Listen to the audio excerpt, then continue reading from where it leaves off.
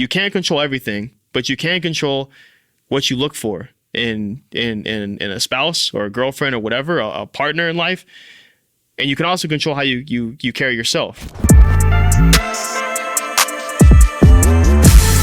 Yo, what's going on, everybody? Welcome to the From Boys to Men show, brought to you by the Squire Program. I'm your host, Layden Cook. And before I get into today's episode, I want to remind you guys that we have a lot more Squire locations opening. And so that means that we're probably coming somewhere close to you in your area, or at least there's more options now, not just California. We have places in now Texas, and we also have North Carolina, we have Arizona, and I'm hearing that we might have Louisiana coming up, which is interesting. And so we have Squire locations popping up everywhere. So check our website for locations close to you, dates for classes coming up, and make sure you stay on that. Now, the next one, by the time this episode comes out, I think we're still going to have the November classes happening. And so November 4th is going to be North Carolina. So if you're in North Carolina or in one of the neighboring states, make sure to check that out. It's coming up real soon. And then also, I believe, late November, so a couple weeks after that, we're going to be in Arizona. And so make sure you're not just, looking out for California dates, but look out for other places as well, because we're not just in one area anymore. We're popping up all over the place. So that's what I want to get into first. Now, what this episode is about.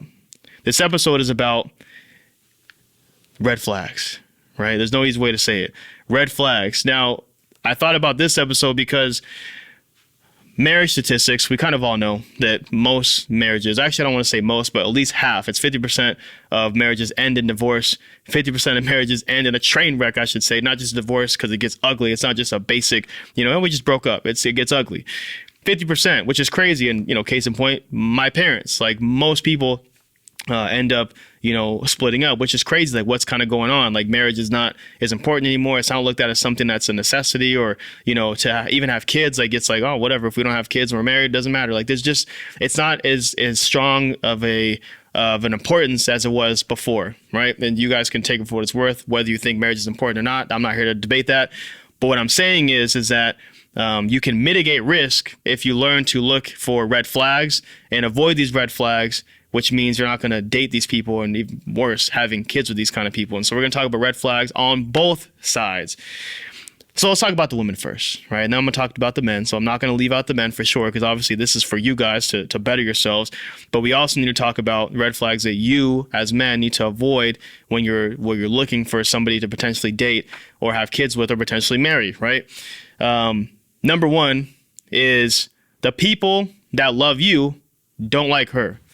Now, let me say it again. The people that love you don't like her, meaning the people that love you, your mom, your dad, your brother, your sister, your friends, coworkers, whatever, they hear stories about her, like, I don't know if I like her, man. She kind of seems a little blah, blah, blah, blah, whatever, right? Fill in the blank.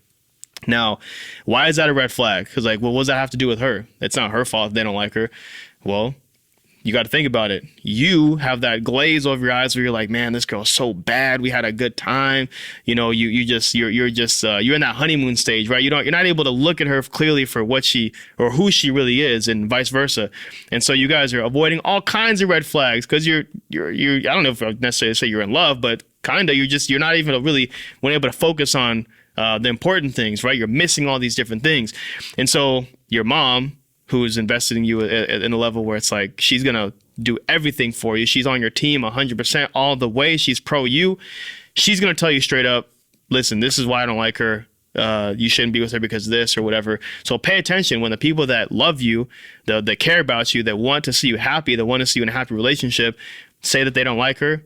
You should probably pay attention to that. And it's worth having conversations about, because maybe they're wrong about something and you can actually explain something. But regardless of the matter is that you need to at least entertain it and have conversations about it, because that's a massive red flag if you notice that your people around you are looking out for you and they keep telling you, dude, I don't know about her, bro. Pay attention to that. Next one.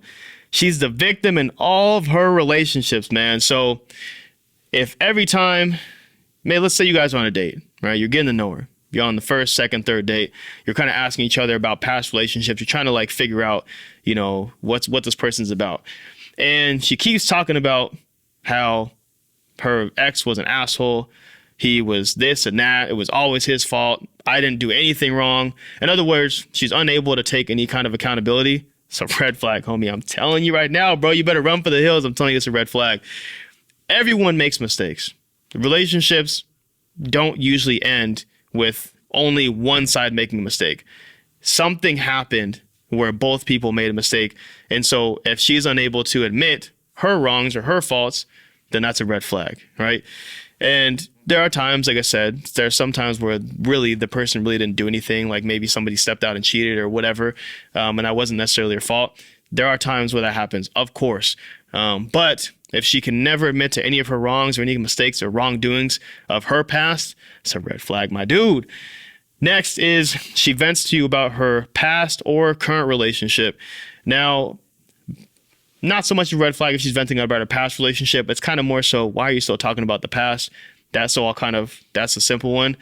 But if you guys are friends, or you guys are coworkers, or you guys are, just acquaintances, whatever, and you know that she has a boyfriend, and you know that because she's venting you about said boyfriend. Like I just had a buddy of mine, who will remain nameless, of course. If you're watching this, shout out to you, bro. But anyways, you're messing up, bro. Let me tell you why, man. Listen, you can't be in a situation where you work out with this person at the gym, she's your gym buddy or whatever. Maybe you just see her when you go into the gym, and she's venting you about her boyfriend, about how life at home sucks, and how, maybe she talks about how he doesn't pay attention to her as much. Their sex life is off and all this stuff, bro. That's a red flag, dude. Like, I don't understand how people don't see that as a red flag. Why? Because you should never open up, especially to the opposite sex. When you're talking to your boys, you're venting to your boys, that's a different story. That's who you should talk to. But you're opening up to the opposite sex and you're talking about how crappy your relationship at home is. You're already vulnerable, and now you're letting this person know that you're not really happy at home. You're basically opening the door to let them come in. And so that's a red flag if she's venting to you about her current relationship. She may or may not be welcome you inside the door. So anyways, there's that. Next is she doesn't share your values or beliefs. Pretty simple. If you are in shape, you like going to the gym, and she doesn't, might not work out. There's a chance that you can baptize her and get her excited about working out and going to the gym, but that doesn't always happen, man. If she might end up going to the gym for you, but she really doesn't want to, she can resent you. So you want to look for somebody who has your core values, right? And it's not just with working out and with health. It can be with maybe a passion of yours. Maybe you're into hunting and she's like a big vegetarian. Like she's like, that's obviously against what she believes in. You have to be with somebody who shares your values. I never understand when people who are like, for example, like hardcore Republicans get with hardcore Democrats, and I don't really care what political side you're on. But when these people who are very serious about their side, left or right, black or white, whatever, when they mix, it's like, it doesn't make sense. Like, we just don't really talk about that stuff. We kind of leave, religion out of the household. We leave politics out of the household. We just want to be with each other. To me, that doesn't make any sense, for obvious reasons, but maybe not so obvious to you guys. So I would remind you that if she doesn't share your values or beliefs, then, maybe move on. And then the last thing, which could look like a red flag in some instances and maybe not for others, but for me, it's a red flag, is she's on the rebound. She just got out of a relationship and, now she's on the hunt. She's, she just broke up with her boyfriend a week or 2 weeks ago, and she's jumping on you, trying to jump into something really fast. It's a red flag, my dude. She's just looking for somebody to replace that, that person that she was just with and kind of maybe fill that void. Or maybe she just in that relationship so long, she just wants to jump straight into the next one. It doesn't work out, man. You need time to heal over some things and just be able to move on, right? Because you don't want to get with somebody who you just broke up with a couple weeks ago, because that person is still going to be thinking about them. I don't care what anybody says, male or female. If you just broke up with somebody and you're jumping into a new relationship, it's not going to work, because you're still going to have some kind of thoughts about that person that you're just with less than a month ago. So there's that. Now let's talk about the men. And really, those red flags can be for both sides, but you get what I'm trying to say. So red flags in men. I gotta start by telling the story, man. Another acquaintance of mine, who again will remain nameless, and you'll, after hearing the story, understand why he remains nameless, and I want to expose who this person is. My boy calls me. He says, man, and just, I guess, to give you some context, my boy calls me, and he has one baby mama already. right? And I say baby mama because, they're boyfriend and girlfriend, but they're not married, right? So he has one kid with this lady, and they're dating, right? They've been dating for a little while. Then they get in an argument, as couples do. They get in a fight. She kicks him out of the apartment, which that's a whole other problem. You can't have your lady kicking you out of your apartment, bro. You gotta. Anyways, moving on. Let's not freaking go on a tangent here because I can go crazy off that one part alone. But anyway, she kicks him out of the apartment. She says, "Pack your bags. You're out of here." So he leaves. Now, again, one of the red flags I just talked about is venting to a coworker, a friend, whoever, especially of the opposite sex, about your relationship or your situation at home, especially when it's negative. He vents to a coworker. She says, "Yeah, I mean, you can stay at my house. I got a couch. You can sleep on the couch, whatever, until you get back on your feet, or maybe you can, maybe hopefully things will work out by the end of the week or whatever, however long you have a place to stay with me downstairs," right? So he stays at this coworker's house, who is a female. Wrong, bro. You can't do it. He stays on the couch, and I don't really know what happened. I don't really care what the details are. I don't really want to know. But something happened. She came downstairs or whatever freaking the case is. He went upstairs. Don't matter. They end up going all in, man. They go crazy, right? Now he finds himself. He hooks up with this girl, and they're, spending time with each other more. He's been staying at her house for a couple of days. So then, while he's hanging out with the coworker at the house, he gets a text from his girlfriend at home, and she's like, "Hey, I'm really sorry about, our argument. I'm sorry that I kicked you out. I want us to fix this. I want us to make up." And he obviously misses his family. And the girl, I guess, is next to him. Like, they're cuddling, and she can see the text as well. She's like, "Well, I can tell you miss your family. Like, you should go back to them." That's so crazy to think about this situation, man. Like, you got a whole family at home, and then you're with another girl, and she's looking at the text. She's like, "Yeah, you should probably get back to your family." Like, you think? So anyways, he's like, all right, they go back home. He makes up with her. They kiss and make up, whatever. Everything is fine now, right?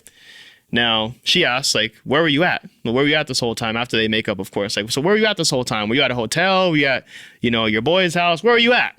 So he tells her. And she goes, "Oh, apparently she knows this girl. Maybe she's already had suspicion before." And she's like, "Oh, okay. Did y'all smash?" I guess he's a bad liar. He didn't want to lie or whatever the case is. He told her the truth. And she's like, "Okay." She's like, "Well, you better hope she's not pregnant." And she just that was it, right? And I thought that was interesting. So that's that. Now they're hanging out, and it's maybe a couple of days later. It's like 2 or 3 in the morning. He gets a text from this other girl, and it's a text with some kind of attachment, some kind of photo that she sends. He opens it up, and it's a picture of 2 pregnancy tests that she took and the receipt that has the date of when she bought the pregnancy test, so she can show him, "Hey, I just bought this. This is like fresh," right? Positive pregnancy tests, man. 2 of them. I'm like, damn. So now he's in a situation where he already has a messy situation at home, which happens. People get in fights and get in arguments, whatever, have the ups and downs. And he has another situation that he just created with somebody who shouldn't even be relevant at this point, but he created a situation that shouldn't have been, shouldn't even exist. And now he has to figure out how to go about this. So now, which is the number 1 red flag, the first one at least that came to mind, especially when I told the story, was don't be the freaking dude that got multiple baby mamas. Don't be the dude that's sexually irresponsible. The dude that can't control his urges. And I get it, dude. We're men. Like, I get it. We're literally wired this way. Like, we want women. It just is what it is, right? I don't need to explain that to you. But don't be the dude who is irresponsible in the way where you can't control yourself. You can't protect yourself, for sure. Like, that's even worse. And you're just going around just freaking busting, skeeting everywhere. Like, come on, bro. Like, it's crazy. Like, what is wrong with you? So now he's in a situation where now he's going to have 2 baby mamas, which, if I'm being honest, not really fond of either one of these ladies. I think they got a couple of these red flags that I just named a second ago. And so, but he's stuck with these people forever. And so the whole premise of this episode was to explain to you that you can't control everything, but you can control what you look for in a spouse or a girlfriend or whatever, a partner in life. And you can also control how you carry yourself, right? And so again, to go down the list for men, because I only named down one, that's the number one, the most important in my opinion. Number two is don't be a man who's emotionally constipated. What does that mean? A man that is not able to really fully communicate. A man that's like, holds his emotions in and feels like he's the macho guy where he can't really open up. He doesn't really want to, talk about his feelings, his emotions, hence emotionally constipated. He's holding it all in. You're just going to blow up and explode on these people later on in life, bro. You're not going to be able to, live your fullest in this relationship because you're holding things back and you're not talking to them, communicating the way that you should be, or at least in a healthy relationship, you should be. It's not good to hold these things in. I know we're told to hold in your emotions, don't open up to your spouse, whatever. And I agree with it to an extent, but you need to open up and communicate because otherwise, you're just 9 out of 9. Relationship's going to end in a train wreck, my dude. So don't be the dude who's emotionally constipated. Next, number 3 is the dude who can't commit to anything. Do not be the dude that can't commit to anything. Don't be the guy that can't commit to, if you said you're going to get in shape and get that gym pass, then go get the gym pass and consistently go. Like, go consistently for a week, then challenge yourself to go consistently for 2 weeks, then consistently go for a month. But consistency, commit 100% to getting the body that you want and building that physique, right? And also it doesn't just have to be something small like that, because that's very small, a small commitment, believe it or not. I know a lot of you guys don't want to work out, but it is a very small commitment. Another way of failing to commit to something is, like I talked about in the very first episode, my dad going out and living the street life, selling some things that were illegal, getting himself in some trouble, in and out of the system, and then saying that, hey, I'm done with that life. I'm over it. I'm not in that anymore. I got my boy. But then his lack of commitment ended up getting him put back into a situation and then committing another crime and then ultimately sentenced to 31 and a half years in prison. So your lack of commitment can take you all sorts of different ways. Your lack of commitment can also take you where I just said, my friend, where he had a family at home, and his lack of commitment to not just the girl, but to his kid and to his own core values ended up going to sleep with somebody else, and how he's going to have another situation with her. So your lack of commitment can take you all kinds of different ways. It can get you in a lot of trouble. And so that actually should be one of the biggest ones. Number 4, being the insecure and possessive guy. So the insecure guy, because the way you can solve this is really leaning into personal development, right? You'll if you're the kind of guy that doesn't really do much to improve himself, he's kind of like, whatever he brings to the table in the relationship, when he first gets in the relationship, that's all he has to offer. You're probably going to be one of those guys that leans on the more insecure side. You're possessive, you're controlling. I noticed that the guys that really don't bring much to the table, these are the guys that tend to have these kind of qualities. And so you need to lean into massive, personal development, which, freaking say it again, go to the gym, learn how to fight, get a hobby. Right? It's not enough to just be physically fit, but also emotionally fit. And, knowledge-wise, you need to actually have more to bring to the table than just, yourself, right? You need to bring qualities and skills and emotional stability and all these different things. And so I noticed the guys that don't have that are usually the guys that are insecure about themselves. They're possessive, they're controlling, and they have all these different red flags to bring in. So this one could actually bring up freaking like 6 or 7 different red flags within this one right here. Next one, last one, number 5, is your friend group is trash. Red flag number 5 for men.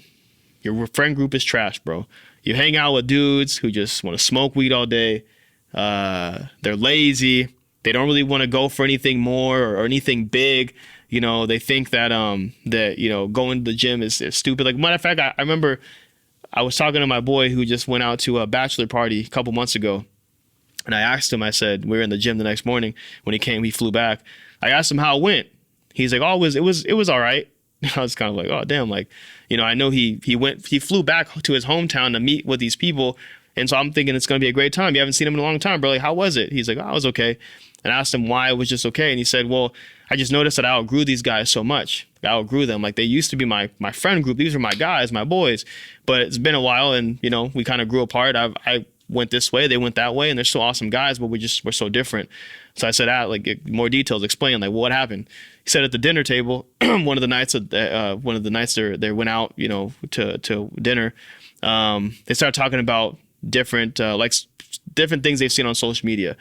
And they started talking about football, and they started talking about how they wish that football was on a different time on Sundays so that you could basically sleep in all night, or sleep in all morning, I should say. And then if football came on right in the morning, then that means you can literally just wake up at 11, 12, p.m., 12 noon, and just go straight into football and watch football all day. Like, dude, it'd be perfect, right? They literally were having a conversation about Sunday football and how they could basically make it the most lazy Sunday possible. And this guy couldn't relate to that because he's like, what? So then, he's kind of like trying to go along with the conversation as much as you can. Then he talks about, dude, did you see David Goggins, this new challenge he's doing? He's doing like 1,000 pull-ups or whatever it was. And they're looking at this guy like he's crazy. Like, bro, 1,000 pull-ups? That's stupid. Like, why would you do that? That's dumb. You're just gonna do pull-ups all day? Like, what's the point of that? Because I guess David Goggins is trying to break some record or something.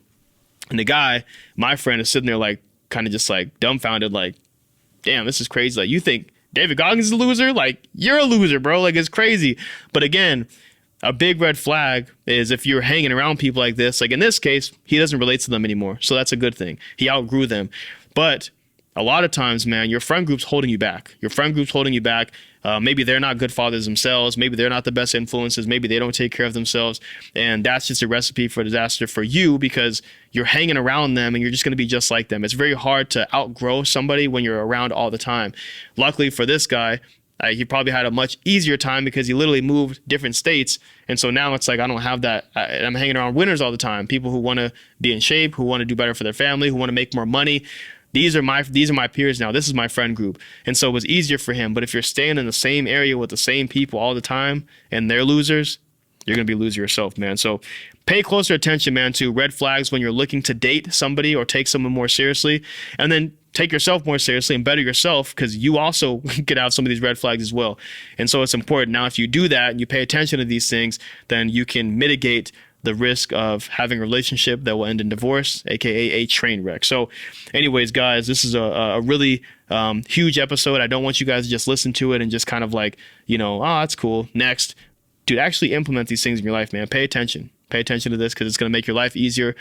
You will be more respected as a man if you can avoid these red flags and having them in yourself, and you'll just live a better life, man. So anyways, guys, this is the end of this episode for today. If you guys appreciated it or got any kind of value from it, or it brought attention to anything that maybe that you've noticed in your past dating life or whatever, I want you guys to do us a favor and like this video and drop a comment below with maybe some red flags that I missed, because I know there's a lot we missed. We might have to make this a series. So anyways, guys, we appreciate you. I'll see you next time.